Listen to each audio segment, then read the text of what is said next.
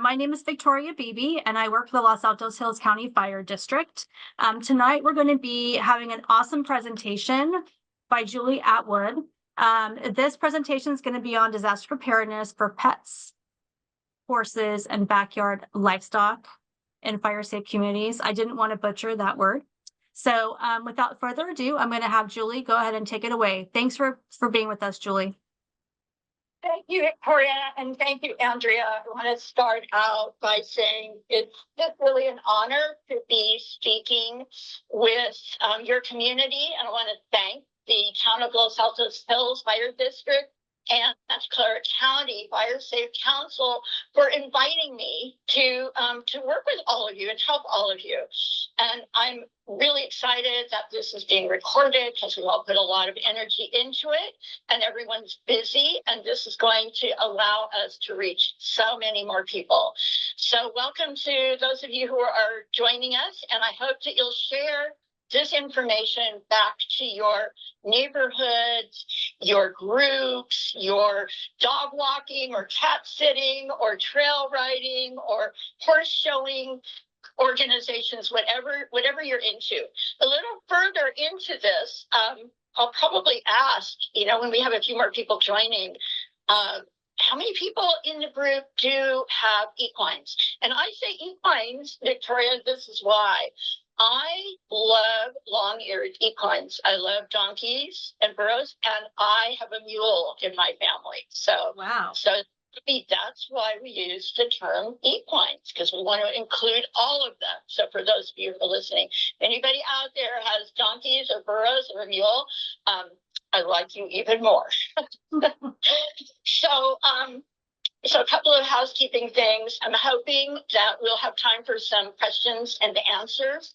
If you have a question that you think of while I'm speaking, Victoria, do people have an opportunity to type in a chat, or should we just take them live later on? Yes, they can do it in the Q&A. And if they can't, if that doesn't work for some reason, we'll just do live later on. Okay, great. Going to be really casual. So I'm going to try to blast through. We have a lot of slides. We have a lot to talk about because, as I like to say when I give these kinds of presentations, everyone else who presents about emergency and disaster preparedness is dealing with just one species, right? The humans, us. But when I come on, I have to take care of all kinds of species. And so it takes longer. We have more to talk about.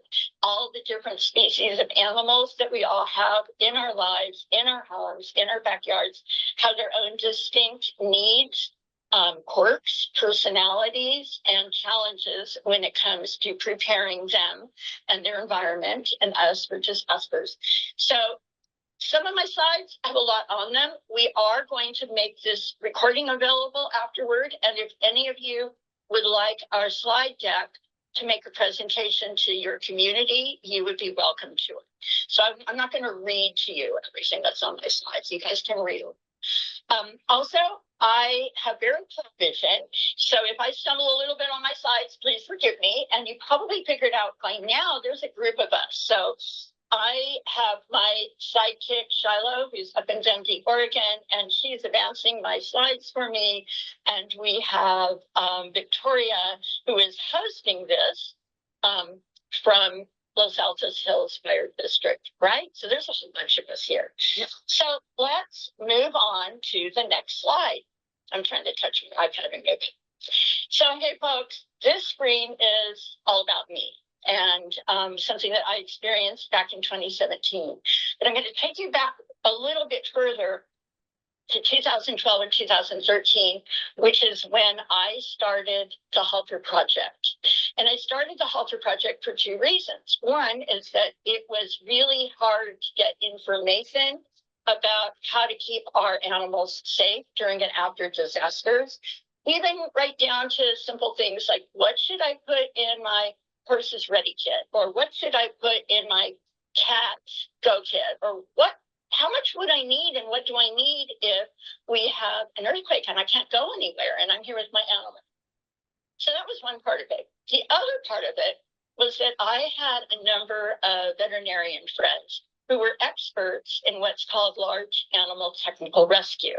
Some of you might know what that is. For those who don't, it's basically applying search and rescue, rope rescue skills and fire service heavy rescue skills and technology to horses, mules, cattle, and other large animals, including animals in zoos like giraffes. I really wanted to start a large animal technical rescue team in my area.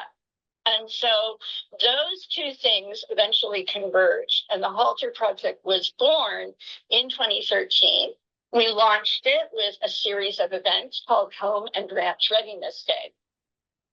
In 2016, Shiloh and I, basically Halter Project is just the two of us.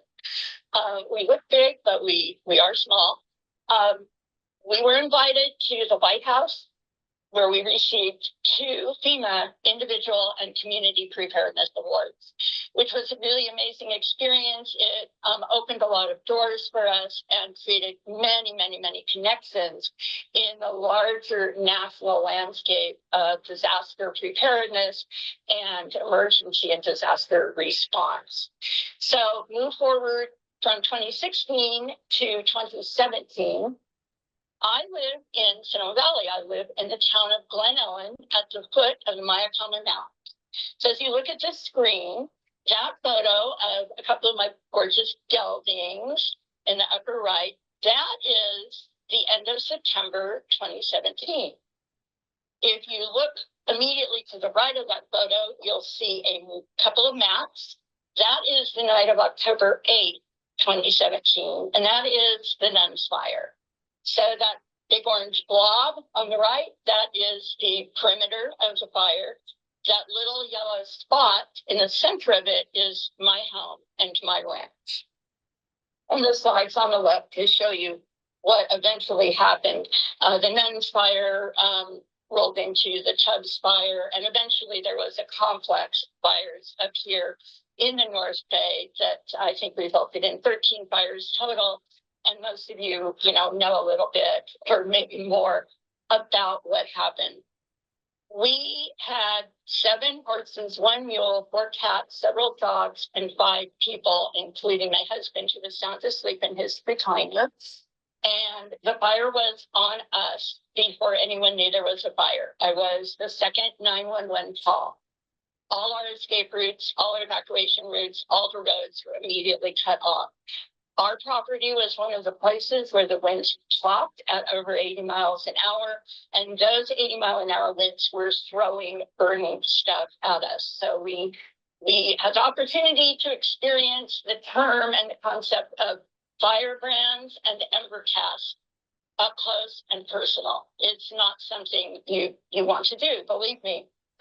So between the time that I saw there was a fire and the time that we got all of our animals to a safe place on our ranch, 7 minutes transpired. We got everybody to a safe place in 7 minutes. The place that we went to on the ranch was not our plan A. It wasn't our plan B. It was our plan C, which was actually our earthquake plan. So down there in the lower left, that is a view of the pasture that you see in the upper right, 1 week and a few hours later. The photo in the center is all our equines in our covered arena, and that dark orange glow you see in the background is their pastures burning. And then over there in the lower right, that's our barn cat, Jax, who actually loved to get in his carrier. He loved to walk on a harness. And I was just really lucky. The cats that I had at that time were pretty much on board with me. But I was able to get the people and the animals and all this stuff to a safe place in the midst of really horrendous chaos, because I had been learning how to do this. I had been teaching others how to do it, how to think about it, how to live in a state of situational awareness, especially during active weather periods. And I had practiced. I talked about it. I talked through our plans with our staff and my husband and my animals. And even though it was really scary and the situation was extremely dynamic, we were able to do it. And I share this story with you because you can do it too. and I want to help you help your community be able to keep their animals safe during and after natural disasters, but also during everyday emergencies. So now on with the show. Shiloh, you can bring on our next slide. So you always have to have more than one. Why do we have a lazy pit bag in this picture? I'm not sure anybody joining us is old enough to remember those commercials, but back in the day, we saw this all the time on TV. You can't eat just one. You can't have just one. And so that is my reminder to everyone that you need more than one of everything when it comes to disaster prep. You need more than one plan. You need more than one way to get information and alerts. You need more than one place to go, and you need more than one way to get there, meaning not just routes, but transportation. And you sure as heck need help. So you're going to need people to help you help your animals when stuff gets really scary. Next slide.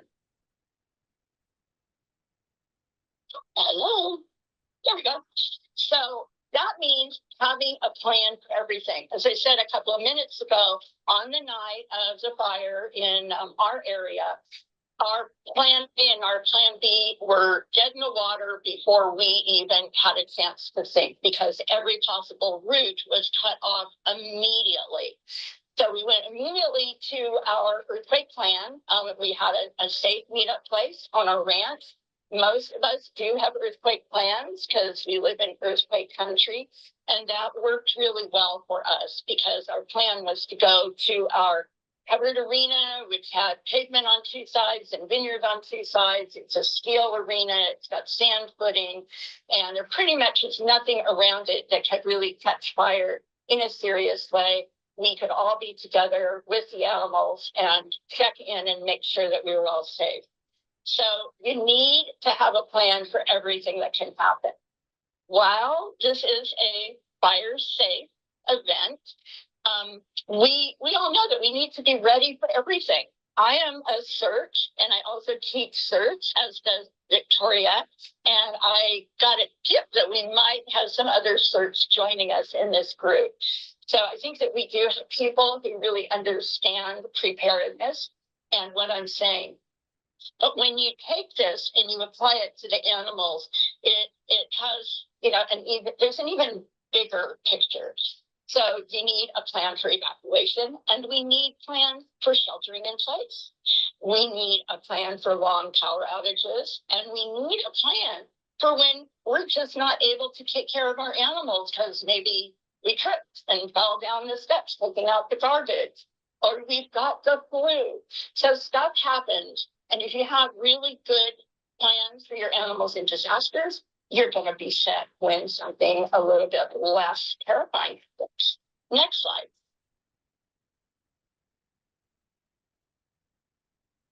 So this is just a really good graphic. You need a plan A, a plan B, a plan C. And how do you decide? Are you going to evacuate? Are you going to shelter in place? Sometimes you have options. Sometimes you might not. After an earthquake, we're not going to have an option. We are going to be sheltered in place. And we hope that we'll be sheltered in place, but there will not be fires breaking out around us. But there very likely could be, meaning an earthquake scenario turns into a fire scenario. So we've got to have a lot of plans. They need to be as solid as we can make them. We need to think about them. We need to share those plans with other people, and we need to practice them. So we're going to help you walk through some of the points that will help you teach other people how to make these decisions. Next. Hello. This is my friend Anne. Anne is a long distance endurance rider, one of the most prepared people on the planet. She's also a serious camper. And several years ago, oh, by the way, she lives in Bolinas. So she lives not only in a place that can burn or fall off the edge of the Pacific coast into the ocean, but where we have regular tsunami alerts. And we practice for tsunamis. So Anne is really well prepared. And when we had on a disaster drill, a couple of seasons ago and showed up with her binder that goes everywhere with her. She also has a copy of that at home, and she is our poster girl. Okay, so you need a written plan for everything. You need to put this in writing. Your plan should include all of your emergency contacts, photos, ID, all of your animal registration information, your vet records, prescription. Don't forget current dosage info because you won't remember it. And an advanced care directive along with your animal insurance if you have it. So where are you going to get a form to create your written plan? We have a fix for that. We're going to show you right now. Next slide.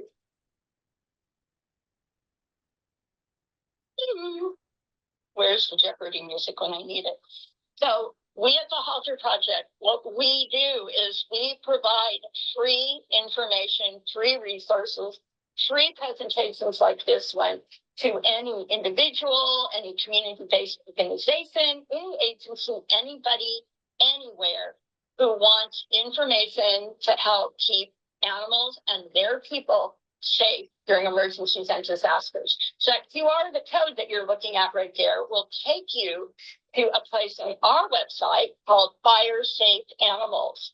And that's actually a big Dropbox folder, and in it you will find emergency plan workbooks for all different demographics: seniors, people with barns and ranches, people who live in town that have a number of different kinds of animals, people who are Spanish speakers and readers. We also have information for firefighters to help them be safe if they're in an incident where large animals are involved, and more.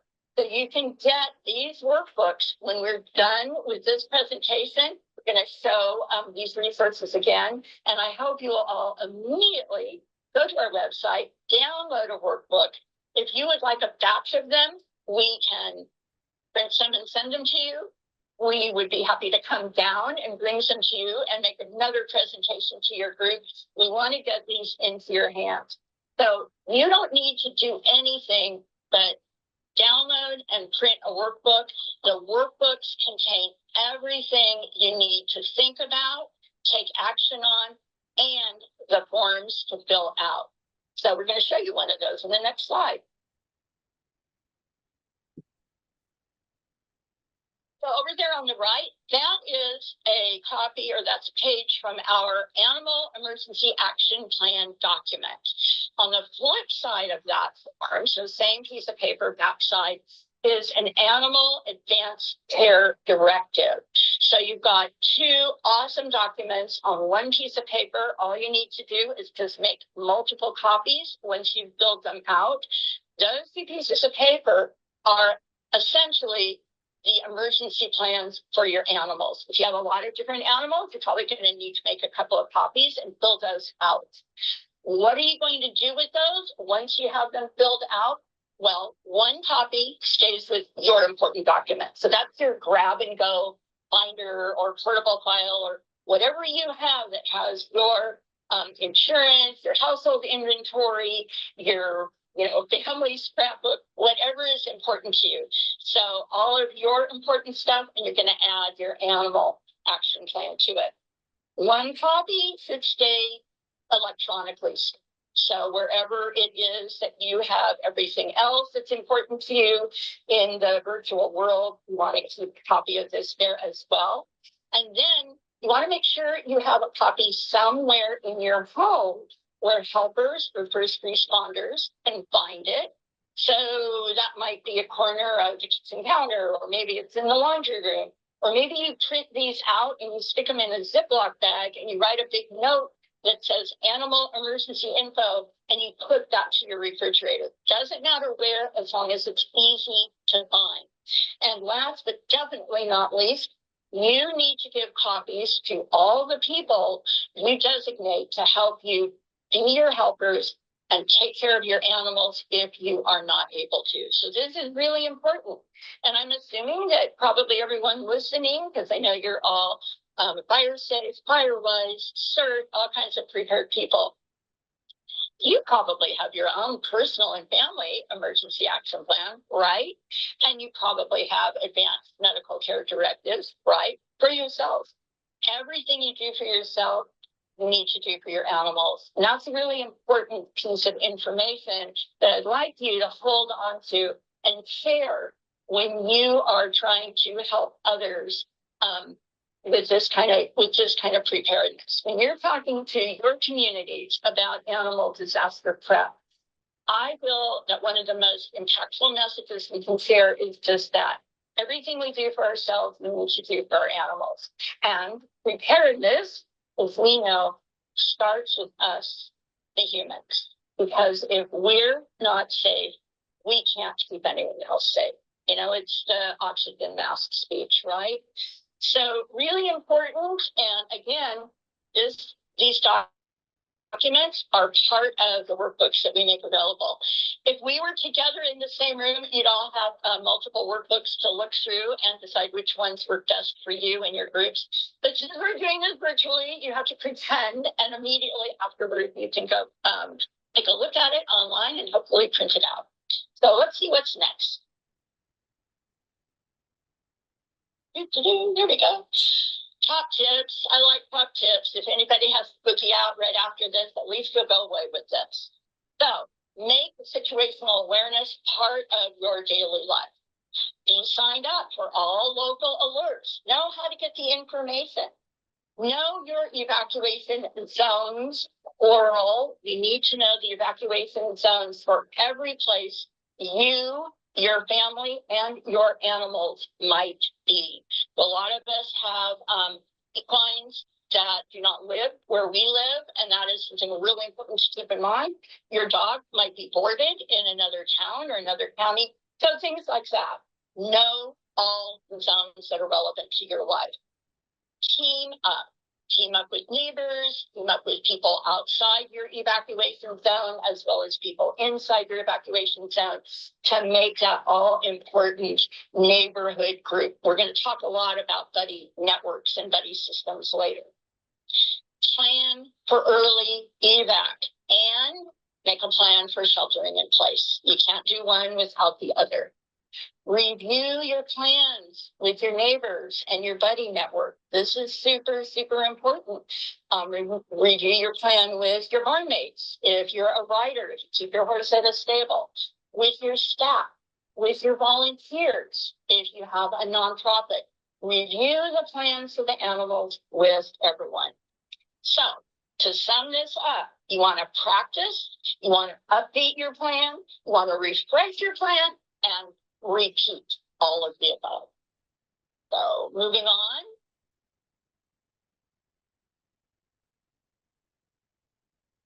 You need music. Mr. Rogers, hopefully we have people in our audience who remember Mr. Rogers. Mr. Rogers is our icon for your safety net, your neighborhood connections. It really is all about the neighborhood. I know we have people here who are probably spreading that word to your groups. Why is this important when it comes to animal disaster preparedness? Because your neighbors, the people closest to you, are the people who need to get to know your animals. You need to get to know their animals. Everybody needs to get to know each other. And you need to practice together. You need to have a network of places to go, not just one. And these could be places where you're going to be able to go stay with your animals, places you may have to board your animals. You're going to need a network that includes ways to get there, meaning not just know the routes in and out of your neighborhood, but have some transportation options lined up as well. Keep these contacts up to date.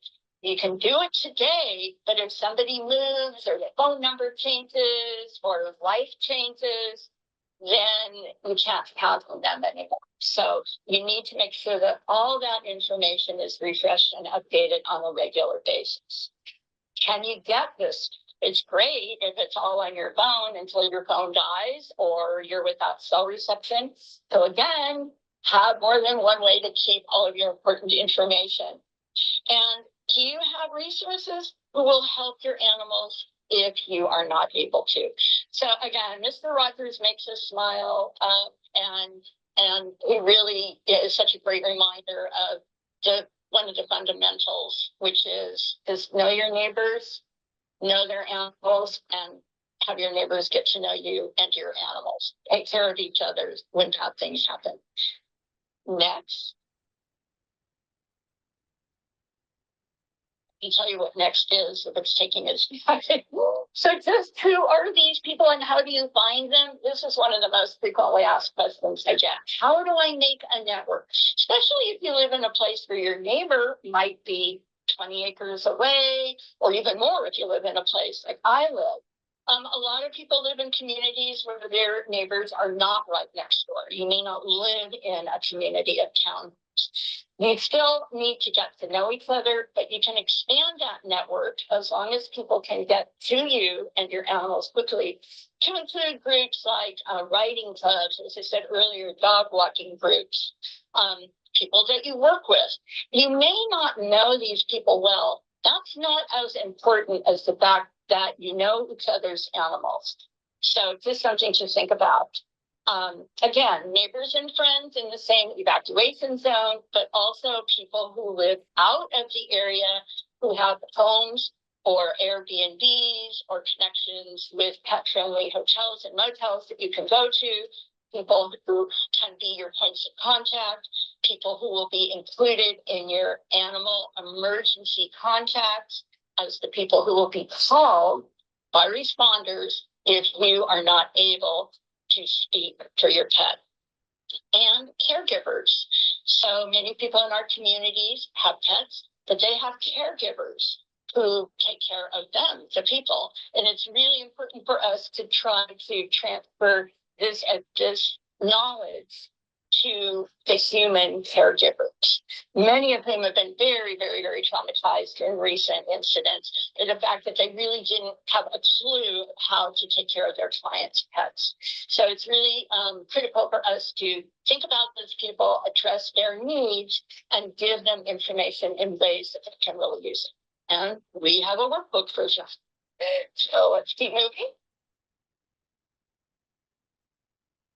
I should say that the first part of this presentation focuses on pets, but also includes information that applies to all animals. The last third of this presentation is going to be focused pretty much exclusively on our equines and our large animals. So if you have to leave early for some reason and you don't have large animals, you won't miss anything. If you have big guys, big critters, then hang on, we're going to talk about them in detail.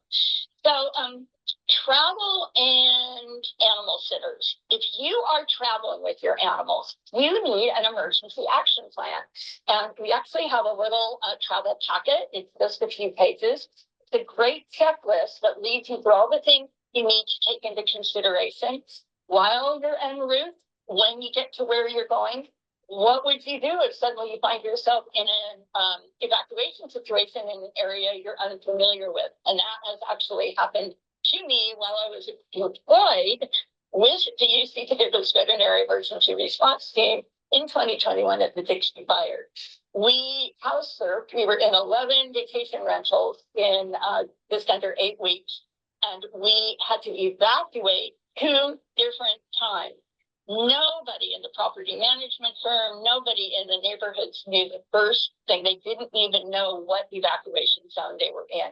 So that was the lesson learned. And I live in a place that's loaded with Airbnbs and pet-friendly hotels and motels and horse camping facilities. And so we created a short packet that's full of checklists that take you through everything you need to think about.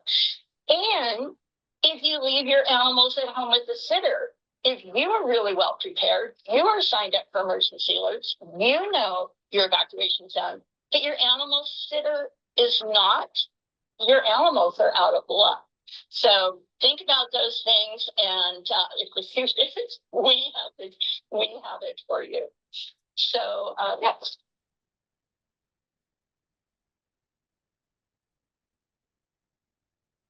Stay informed. I think I'm preaching to the choir here, but just in case some of you are new to this, it's really important that you sign up for all local alerts. And at the end of this presentation, we'll have a slide that gives you information about where to go, just in case you don't know how to get Santa Clara County Alert or Los Altos, and sign up for Mitchell in the town of Los Altos, and a couple of other things.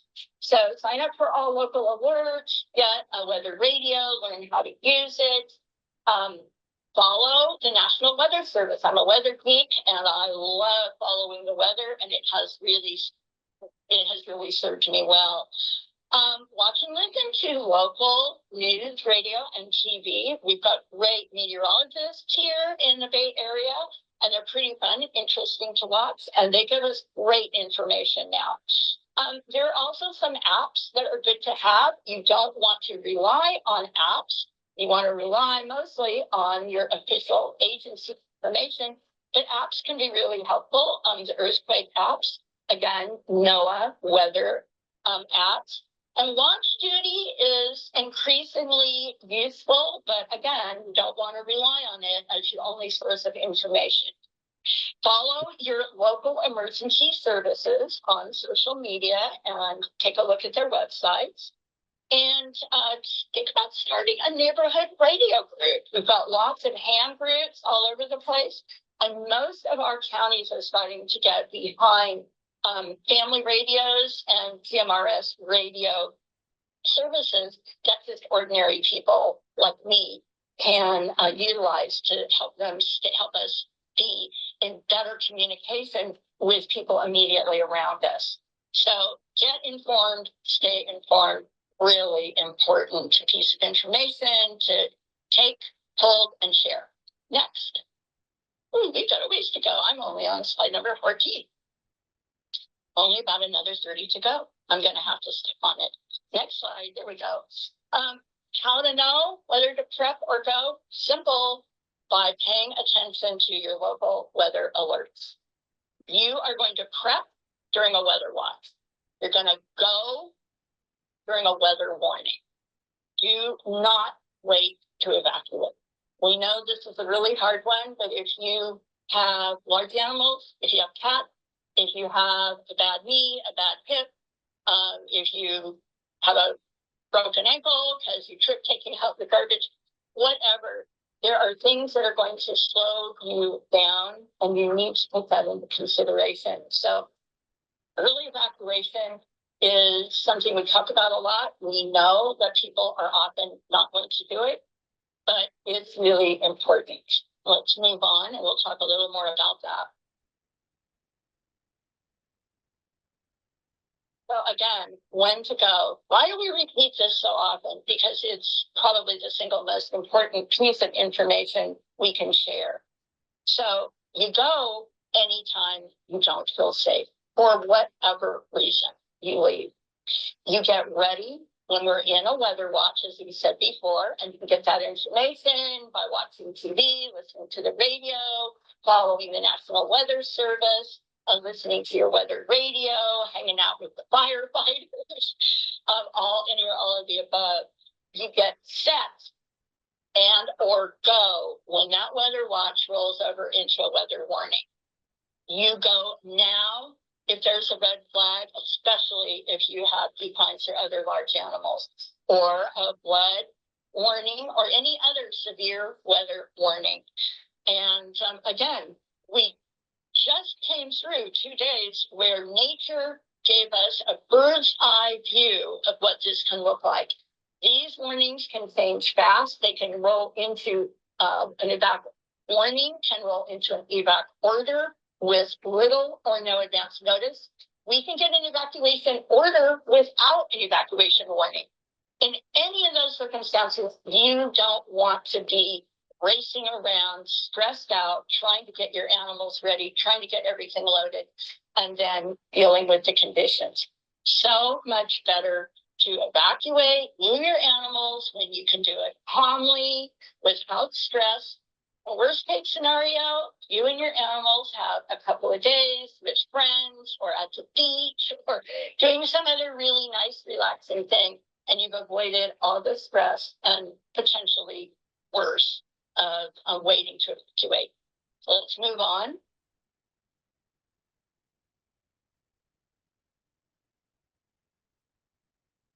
Sorry for the delay, folks. I think maybe it's because we have a three-way here.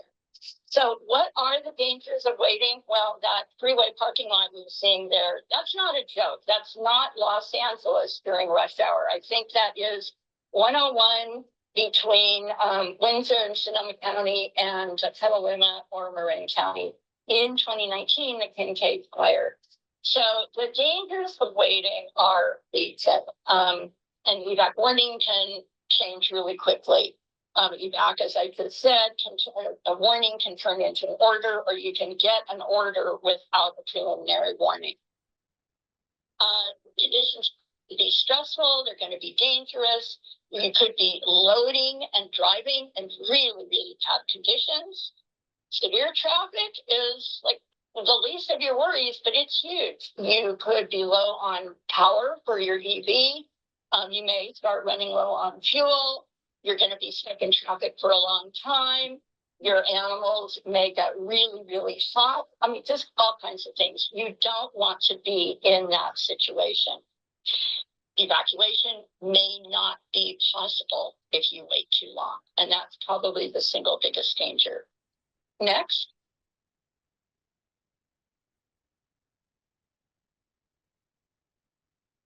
Nowhere to go. Not going to spend much time on this other than to say you need to have a list. Again, have way more than one option. Know where the Airbnbs are that will take the kinds of animals that you have. Know where the campgrounds are. And if you have no other options, pay attention to the information posted in the emergency alerts about where the evacuation shelters or the temporary evacuation points are. The goal is to keep people and animals out of crowded shelters. However, an emergency shelter or a temporary evacuation point can be a good rally point. It can be a really good temporary rest spot, a place to get information and then move on. If you must put your animal or yourself or both of you into an emergency shelter, make sure you have got lots and lots of the right supplies with you. We'll talk about that in a minute. If you do have a good list of options, for instance, at Friendly Airbnbs, confirm and make your reservation early. And just assume you can just drive in and show up. You can call 211. A lot of people in our communities don't know about 211 and all the things that it can help out with, but 211 may have information about places to go. Another good tip about call 211 is that they generally offer interpreters for just about any language that people in our California communities speak.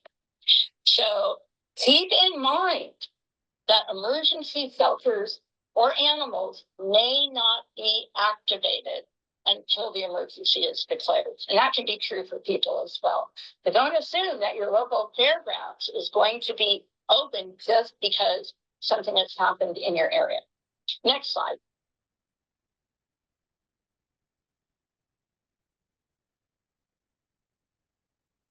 If your pets aren't cooperating. So as I said in the beginning, I have cats, I have a mule. Now my mule is totally on board, and in 2017, so are my cats. I have different feline members of my family now, and I have totally different plans A, B, and C for the cats that I share my life with now. So your animal may not cooperate no matter how hard you try, no matter how much you practice, which is another reason you need to have a backup plan for that. So steps you can take if you can't evacuate your animal. For pets inside your home, make sure you leave an escape route, but be sure to close the windows and doors, but leave windows unlocked. Leave a key somewhere. Leave a carrier and a leash where responders can find it. We just said, I get ahead of myself. We said to close the doors and the windows. Okay, covered that, sorry. As soon as you can get yourself to safety, you need to call animal services and request assistance. You report the animals left at home. Do not rely on a local Facebook group saying, hey, we can go rescue your animals. You want to play this by the books. Go through the official channels only. So next. At the end of this presentation, we're going to show you a slide with the numbers for your jurisdiction on it. Service animals, really quick note. Again, if you're a CERT, you probably know this. So a service animal is a dog or a mini equine who is trained to perform tasks that accommodate a disability. No one else. It doesn't matter how cute your dog looks or your pig or whatever in his little jacket that you got on Amazon that says service animal. If that animal is not trained to perform specific tasks that accommodate a disability, it's not a service animal. Why is this important? Because service animals are accepted at every shelter location, every hotel, motel, Airbnb. They cannot be excluded. In most disaster scenarios, the restrictions that properties have on accepting pets are usually relaxed, but not always. So don't try to sneak your animal in as a service animal if it's not. Know where you can go and where you can't. Next slide. One other important note is about muzzles. And here we go, cute picture. So if your dog is not in a carrier and you are at a shelter that is cohabitated, meaning pets and people are in the same building, or if you and your dog are on public transportation, like paratransit, perhaps you're being, or you know someone who might be evacuated from an assisted living facility, it's very possible that the dog will be required to have a muzzle in that shelter or on that bus or paratransit van. It's a really good idea to experiment with different kinds of muzzles, with putting them on, make that part of your red flag routine or your weather watch routine, and make it fun for your dog so he doesn't think he's being punished when he gets the muzzle. Next slide.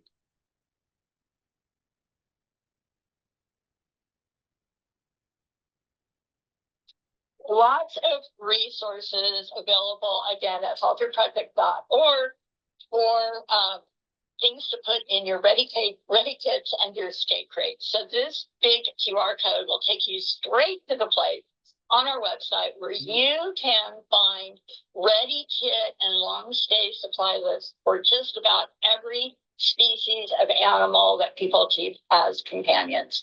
And so we've shown you thumbnails of just a few of those. But if you've got it, we've got a checklist for it. So I'm just going to ask you to get the workbooks, go to our website, look for the information for the animals that you have, and you'll get handy dandy checklists that give you everything you need to know and include in your emergency supply kits. Next. Hello, there we go. How much do you need? This part is important. Back in the day, Red Cross always told us to have 3 to 5 days worth of emergency supplies for ourselves and our animals. That's really changed. The minimum is at least 5 to 7 days, and we really like to advocate for 14 days. And that's for go. That's for evacuating. Your long stay, your stay at home supplies, the sheltering in place, really should have at least 30 days of essentials in them. Plus, you need to add, whether it's for go or stay, you need to add an extra month's dose of parasite control for each animal, like flea-and-tick protection, your dewormer. And also, if you have critters who are on special diet, make sure you've got extra. We just came through a couple of years of terrible supply chain issues during a number of these fires. Vets have not been able to get parasite control. We haven't been able to get our Chewy orders, if that's where you get your prescription diet. So just make sure you have enough of everything you need to keep your animals and you healthy and happy. Next. A little note there while we have this delay about buying in bulk. The part of your buddy network in your neighborhood group can include making a buying group. Go to Costco and buy cat litter together. Find people whose dog likes the same kind of food as yours, and then divvy it up in big Ziploc bags. And then figure out who's got the best storage place for different things. So you don't need to have 15 people on a block or in a community all buying a lot of the same stuff. Try to make a buying group, and that way you'll have people who have what you need if you run out. Kind of like that cup of sugar, and you won't spend a fortune or dedicate a third of your garage to store it. Water. Of course, water is the single most important thing we all need. You know how much water your animal family needs? Well, again, this information is in our workbooks, especially this info. It's of farm animals and livestock in our barn and ranch preparedness workbook. But critters take a lot of water. And so if you add us into the mix and you also add sanitation and hygiene, you need a lot of water. Next.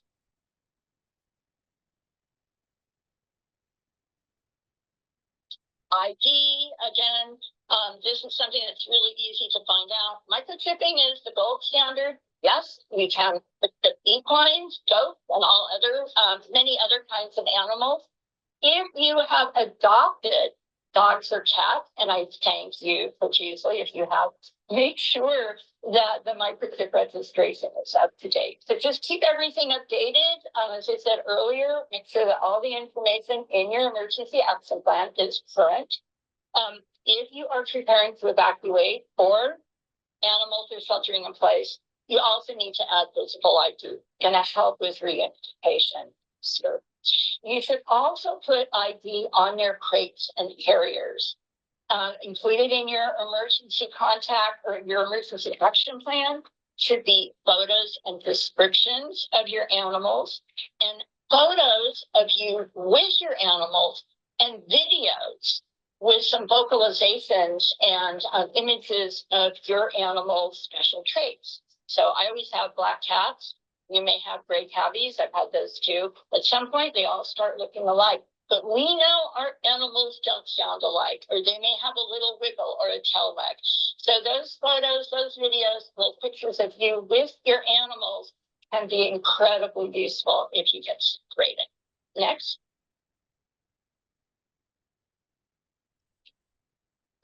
And I am checking my time here. I'm a little behind, but not too bad. Hopefully you'll all stay with us. Practice, practice, practice. Make a weather watch routine. Practice it with others. Practice it with your animals. Do it regularly. Make it a regular thing. Okay, enough said. Those are my cats. Not my mini horse. Your pet weather watch routine. We have a lot of space on this slide. I hope you'll all take a moment to read these bullet points with me. So your weather watch routine, what does that look like? And this, people, is what helped us on October 8th, 2017, do what we did so quickly. We had followed all these steps. I had all my animals confined by late afternoon or early evening. The cats were in the house. When it really got bad and I knew there was a fire, I dumped one of the cats in the basement laundry room, which I knew was his happy place. So they could not escape while we were running in and out of the house, loading the cars. And he was very happy. He was asleep when I went to get him. My barn cat, Zach, was already in his carrier. And our equines were all in small pens where we could catch them quickly and easily. These are lifesavers. I cannot stress this information enough. Make sure everybody's got collars, harnesses with ID on them, your go kits and crates. All of your equipment and your supplies are prepped and loaded. Your vehicles are inspected. You've done this during your weather watch. They are fueled. They're staged facing out. Your car is out of the garage. Your garage door is disabled, if you don't want to keep your car out of the garage, you're going to check in and update your arrangements with your pet-friendly, animal-friendly destinations. You're going to do a quick practice with the neighbors and their pets. That's a really good time to do it. And if possible, go for walks with your dogs, maybe even your cats, and play with them early in the day if you think you might have to evacuate, so that they're calm, they're ready to take a nap, and they're feeling relaxed. Super important information. Picture of it, you'll get all this in the workbook, put it into practice, and then do it again. Next. We're more than halfway through. So earthquake safety awareness. Yeah, this is why we're safe, but we live in earthquake country. And I am a big believer in an all hazards safety approach. So, that's not a message for me. One of the joys of being on an iPad is getting text messages about the fire. So earthquake safety awareness. If you have pets, do not try to hold your pet on your lap while things are shaking. You will become a casualty. Chances are your pet will have gone and hid somewhere moments before the shaking starts. They know these things. That actually happened to me in 2013 during the Napa fire. 3:15 in the morning, my little tripod kitty jumped up, launched right off my chest onto the floor, and moments later, the shaking started. But she woke me up. She knew it was going to happen before I did. Afterward, most important thing is to try to sweep up the floor of any sharp or broken stuff and wipe up or cover spills to keep both you and your pets safe. As soon as you can do it safely, try to confine your pet, calm them down, give them some food, some treats, put them in an interior room, get them into a carrier or get them on a leash and a harness so that you have them with you. If you're heading out of doors because you don't feel safe indoors, have your head on a swivel. So you who are certs, you know this, that you really need to have your best situational awareness game on. There could be all kinds of hazards out there. These are really critical things to share with neighbors, relatives, people around you who may not be as aware as you are.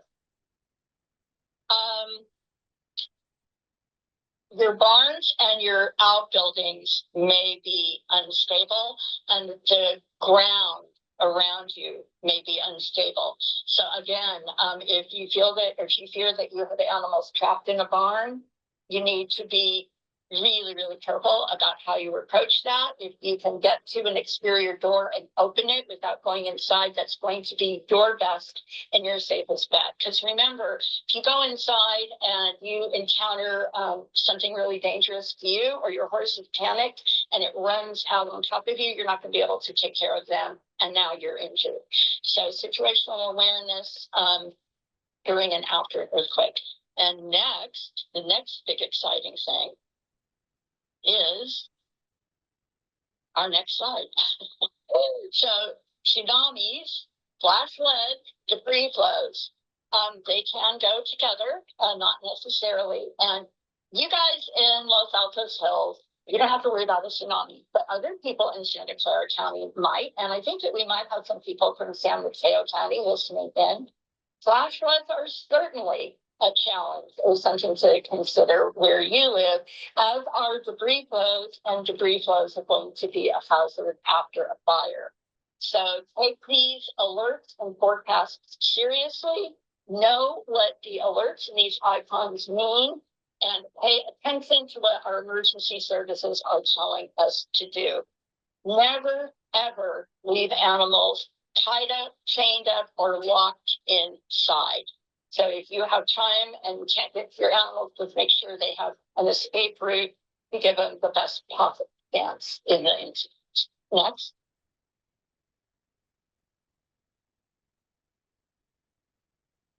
Okay, Fire Safe and Firewise favorite slide. We actually created this for California Fire Safe Council.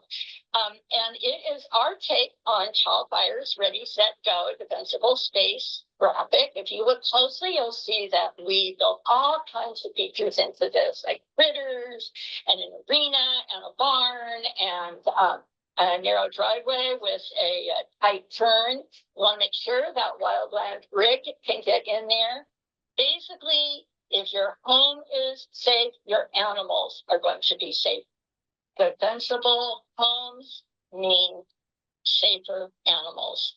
Can't say it any more clearly than that. And this is the information that really comes in handy.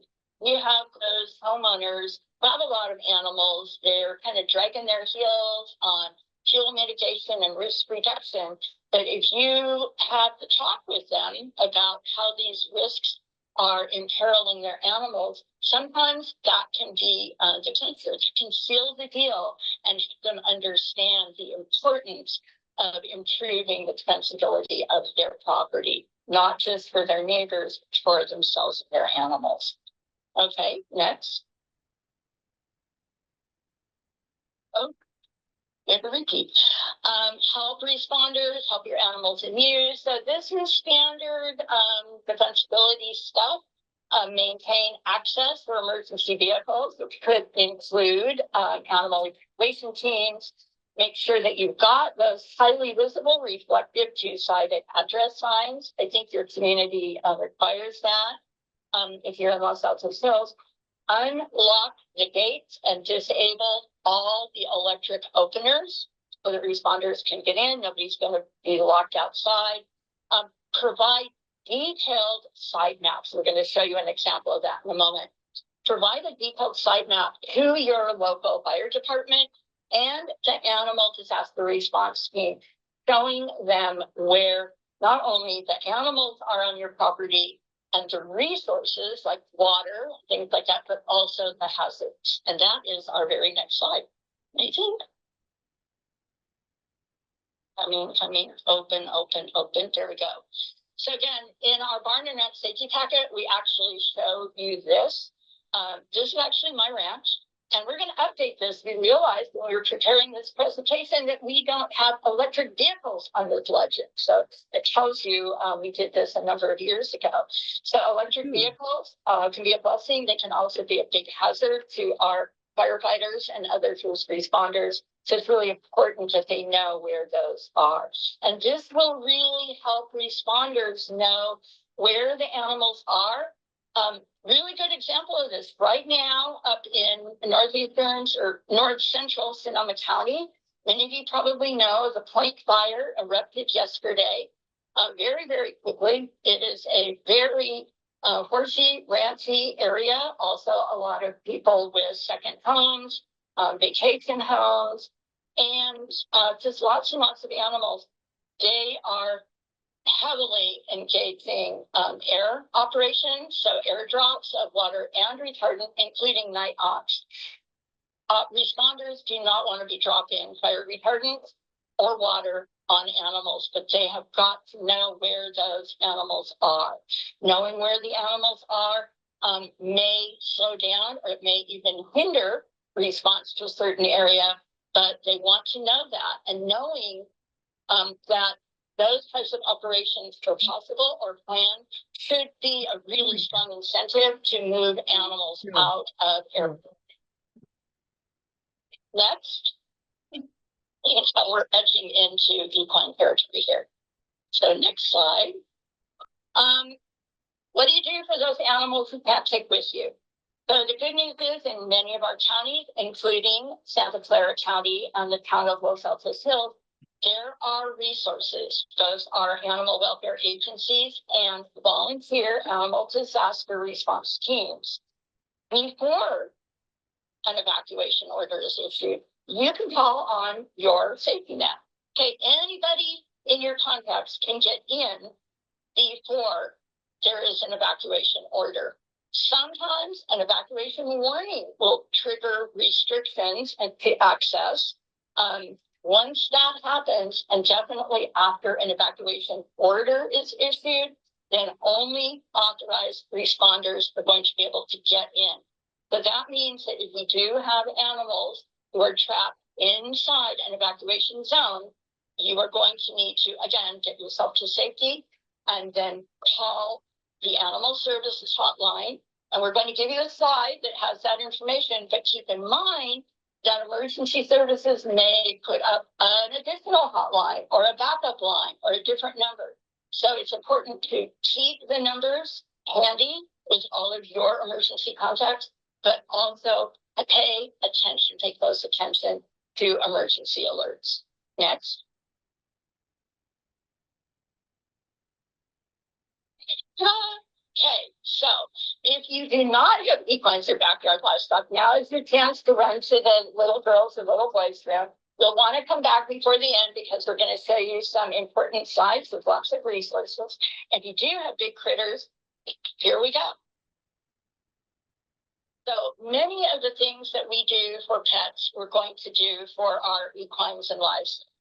But this concept of the weather watch routine and early evacuation is even more important because these animals are not always going to be on board.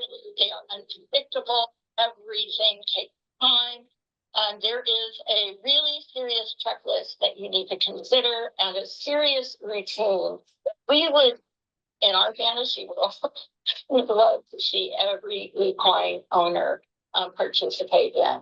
And we would love to see this information shared with every equestrian group, every barn and boarding stable facility, everyone who shows for success. Help us get this information out to your community. So practice your routine regularly in all kinds of conditions. So that means daytime, nighttime, wearing your headlamp in red mode so you don't blind your animals. That also applies to pets. In wind, in rain, in fog. So yeah, everybody will probably load just fine for you on a perfect day, but will they load for somebody else? Or will they load in the middle of the night with the wind blowing 60 miles an hour or pounding rain? We need to make it easy for them to be trusting in you that they're going to be okay. Prep your property because you may end up sheltering in place. Even if you are evacuating and evacuating early, you want a home to come back to. Practice with the helpers. We talked about that. Confine your animals where you can catch them quickly. We talked about that. Practice loading. And your truck and trailer are prepped, checked, and ready to go. And there is our fire weather dial there to remind us that it's almost 8 o'clock. We're coming out of a red flag up here. We can breathe. Next slide.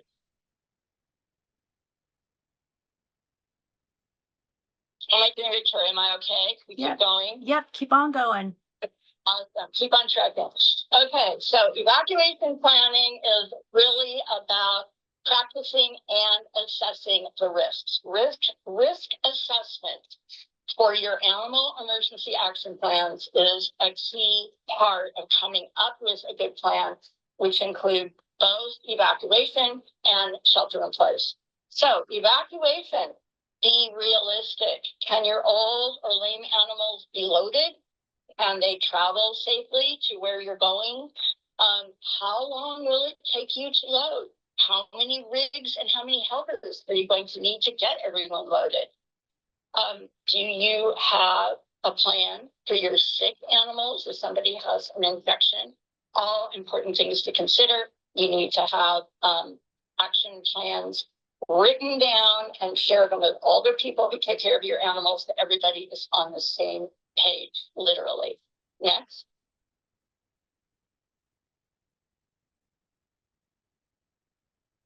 So evac prep to load and go. Again, some of these things we've already covered.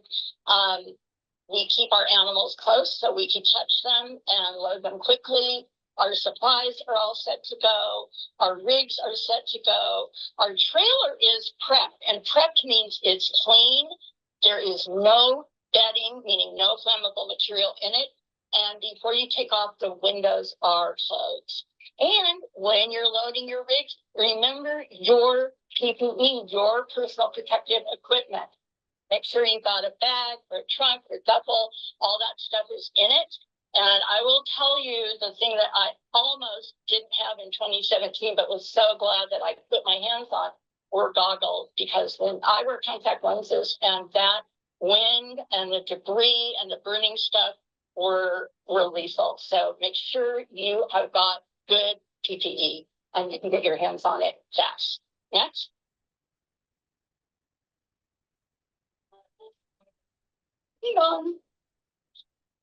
Large animal evac prep. Are your animals ready? Okay. So, are they ready to load? Will they load? Are your helpers ready and standing by? You have ID, visible ID on everyone. You have good halters, good lead ropes for every single animal, plus extras. Good checklist. Next.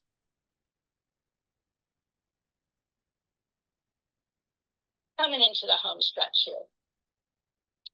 How safe is your property? Again, this is fire safe and fire wise. So I think you're all pretty much on top of this, but just in case, is your infrastructure all hazards safe? That was something we learned in 2017. We thought we were really well prepared until several hundred trees came down on our ranch, including two that took out not only our pump, but our emergency generator. That tree that you see in the photo, that was just one of many trees that fell on the driveway separating our barn and our refuge area from the safe place at the other end of our ranch where all of our tractors, chainsaws, and other kinds of equipment were stored. So we had to hike a very long way through our vineyard and along a very hazardous stretch of road to get to our equipment. The lessons learned there, make sure that you've got equipment stored, critical equipment stored in multiple places that you are going to be able to get to. And hazard trees are a real thing, not only after big windstorms and lots of rain, but during and after fires. Probably the biggest challenge that we faced after the fire itself. So will your property be accessible after a fire and earthquake so responders can get in? Is your water secure?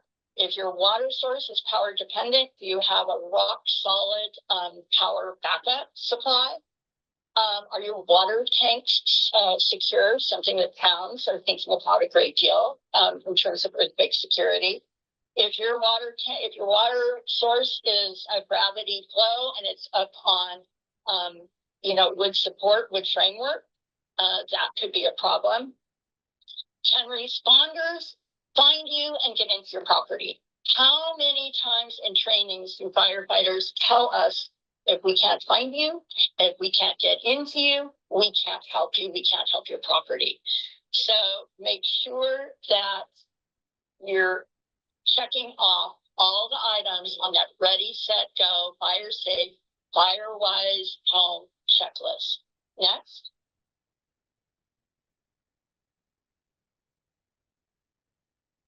If we were together, we could be chatting during this delay. Your animal refuge area, again, we are not advocating shelter in place during a fire, but sometimes it's unavoidable. And again, there may be some types of incidents where we have no option. So this is really fire focused, but if it's safe for fire, it'll be safe for all kinds of other incidents as well. Is it defensive? Do you have an irrigated or very dry, very clean area to turn your animals out into? How far from radiant heat is that area? This is a big one. You could have the cleanest arena in the world, but if it is only 50, 75 feet away from a lot of brush or timber, your animals are going to risk serious radiant heat exposure, and that is serious.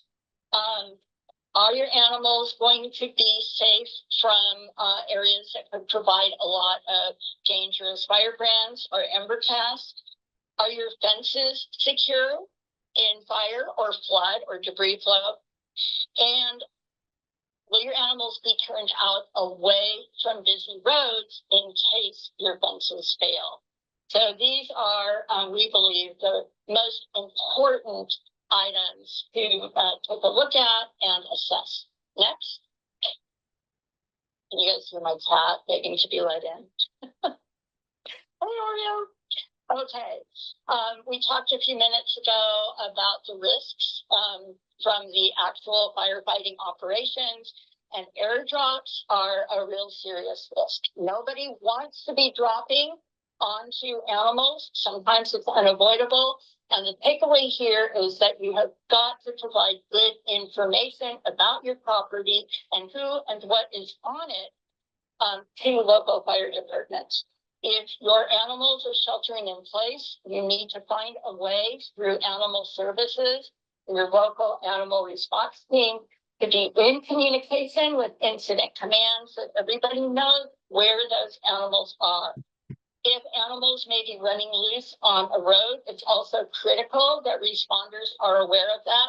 Sadly, many accidents happen during fires, during floods, during storms, involving loose running equines and or cattle or other livestock and emergency response vehicles. So we really want to do everything we can to avoid these types of tragic incidents. Your animals may be exposed to a lot of different types of hazards, including ember casts, smoke, heat, and toxins in the environment. So all of the things that can be harmful to you are going to impact your animals who are sheltered in place. Next.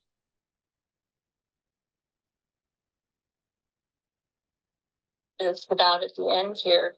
So how to prepare your site? We've pretty much gone over these, and most everything on this list is exactly what we asked people to do to create a fire prepared home. And that is remove all the stuff around your home and your animal areas. So it's that stuff sake.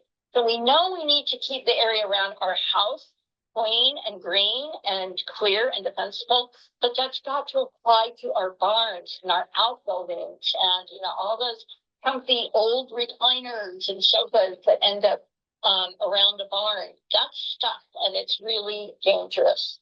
So if you're preparing for shelter in place, you want to increase the humidity, you want to create a mud wallow, wet down the area, and make sure that all the flammable hay, bedding, and other stuff that's stored around the animal areas is moved at least 30 feet, preferably more, away from where the animals are. Next.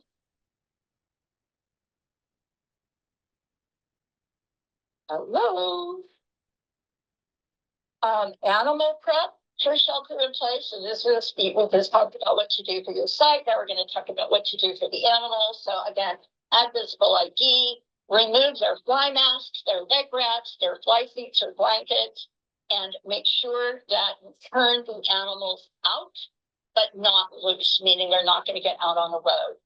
Close the gates, but do not lock them. Shut the doors to the barns and sheds so that the animals can't run back inside. I like to braid their manes and keep their tails from dragging on the ground. Just a good safety precaution. And if you have time, check for loose shoes that could cause an injury. Good checklist. Next. That's our animal prep. We talked about our site prep. So I hope that all of our pet parents are still with us. This is the slide that I was telling you about. This information will be available to everybody watching and listening to this presentation. This slide, that yellow box at the bottom, gives you the emergency numbers for the animal response resources in your area in Santa Clara County and the town of Los Altos Hills. In a disaster, you need to request assistance for animals by calling animal services. So in most cases, that's going to mean Santa Clara County Animal Services. But again, keep in mind that the agencies may stand up an additional hotline number. They may have another organization or agency assisting. So pay attention to the information that's being posted and provided and delivered through emergency alerts, to keep these numbers with all of your other emergency information. When you call to request animal services, do calm. Be prepared. Take 3, 4, 5 deep breaths so that you can give clear, precise information to the operator. Let the operator ask you questions and be ready to answer them. Okay? Being calm is going to help you, going to help your animals, and it's definitely going to help the person on the other end. So next. And we're really at the end here. I'm so appreciative that you've all stayed with us. So here, once again, as promised, there is that QR code that takes you to Fire Safe Animals at shelterproject.org. We'd also love to have you subscribe to our mail list, where you will be treated to sort of sporadic, meaning whenever Shiloh and I have time to produce them, newsletters and also equine safety and preparedness bulletins with important and really helpful seasonal information, interesting stories, profiles of some of our wonderful responders, just all kinds of great information. So again, we're shelterproject.org. There is no cost for any of the services and resources we provide, and we hope you'll take advantage of them. And now I think that our hosts have a couple of slides to share with you. I think. We have one more. So other resources, it's not just about us. So you can take screenshots here. These are all great places to check out for information. The one I would really like to most invite you to visit is the one at the top. And that's the California Veterinary Emergency Team based at UC Davis. That is our statewide network of animal disaster resources, providing veterinary assistance and standardized training and standards for care of all species of companion animals when they are infected by disasters. So just a ton of great information. If you're interested in becoming an animal disaster responder with the CVET team, you can also get the information there at their website. And check out some of the others. We've also included your local animal disaster response resources. You're really lucky. You have great ones then. And, and next, I think we have our Santa Clara County and Altos Hills info. Yes. Love that Los Altos Hills Fire District emblem. It's so beautiful. Oh, and colorful QR codes. This is very cool. So you people are really lucky. You've got great, great resources in your community.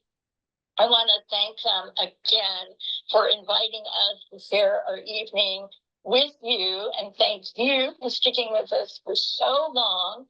And I hope that you will get in touch with us, ask us for information, and share it with all of the people who have animals in your community. So thank you, thank you, thank you. And our last little note of inspiration and advice here is to keep calm. Be the calm leader of your pack, your herd, your flock, your neighborhood, and your family. And outcomes are guaranteed to be better.